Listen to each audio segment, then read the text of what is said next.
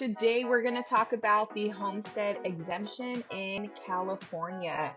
Do you need it or should you just ignore it? Let's get into it. Today we're going to go into what a homestead is, an automatic homestead, and a filed homestead exemption. What are those two differences? The limitations to homesteads and how to file your homestead exemption if that's something that you want to do.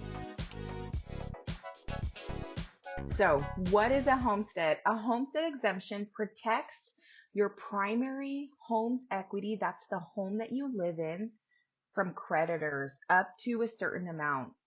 And for those of you that don't know what equity is, here's equity in a nutshell. Equity is the difference between what your home is worth in today's market and how much you owe on the home. So here's an example. If your home is worth, say, 800,000, and the balance of your mortgage loan is 500,000, then you have $300,000 in equity. As of 2021, the exemption amount per the California Assembly Bill 1885, which I'm going to leave a link below so that you can read that, is between 300,000 to 600,000. And the way that they figure the exemption amount is by looking at the previous year's median sales price for your county. Additionally, these figures are tied to inflation and they may be adjusted annually as well. This is important to know. If there are any issues with creditors, you want to protect your asset. Number one, in the example I mentioned, previously your $300,000 asset, right? Okay, so here, let's get into the differences. Automatic homestead exemption. The California homestead exemption is automatic. If you live in the home that you own, you already have one. So everybody watching this, if you own real estate, your primary and you have a primary residence, you automatically have a homestead exemption. This automatic exemption protects against forced sales. You do not have to sign or file anything to have an automatic homestead. And you're saying, wait a minute, what are you talking about? A forced sale. Okay, we'll get into that later. Next, filed homestead exemption. This protects the equity when a home is sold voluntarily. Proceeds are protected for 6 months after you sell the house, during which you can reinvest into a new home.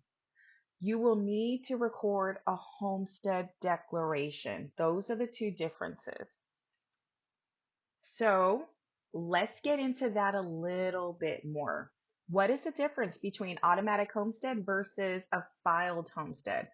Let's take a look at the pink bar towards the middle, and let's go to the left, the automatic homestead first. The difference is a forced sale.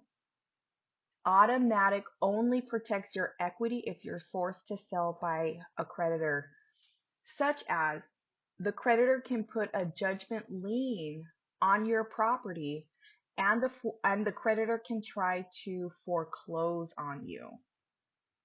Let's look to the right. The filed homestead protects you if you sell both voluntarily or by a forced sale by a creditor. Let's get into an example. So let's say Steven decides to sell his property. This would be voluntary, right? Because he's deciding to sell his property. No one's forcing him to, or the creditor's not forcing him to. Okay. After the sale, he pays off his mortgage and has $225,000 left in equity. His creditor is owed $150,000. So let's say Stephen has an automatic homestead exemption. In that scenario, if we look to the left, the creditor gets paid $150,000 equity / his money, and he's cashing out from the sale left with $75,000. He chooses to sell the property. The creditor gets paid $150,000 and Stephen is left with $75,000 in his pocket. Okay. Now let's switch it up. Same scenario. Steven decides to sell his property. After the sale, he pays off his mortgage and has $225,000 left in equity. His creditor is owed $150,000. Let's look to the right. Steven receives a check for the whole amount, $225,000. The creditor who is owed $150,000 does not get paid through the equity because Steven has filed and declared homestead. And let's get into some limitations to homestead exemptions. The following are some additional limitations of the homestead exemption. If you have a mortgage on your property, the lender still retains the right to foreclose on the property. In this scenario, the homestead exemption does not apply. So if you're going through a foreclosure through your lender, this does not apply. It's just to creditors. The homestead exemption can only be filed on your principal residence where you live. It does not apply to second homes, investment properties, commercial units, etc. And number 3, the state law does not protect a home from federal actions.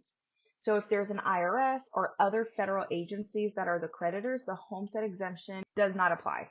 How to file a homestead exemption? It is super simple. You can file a declared homestead by taking these steps. Number 1, download the form from the Register Recorder's website. It's this one right here.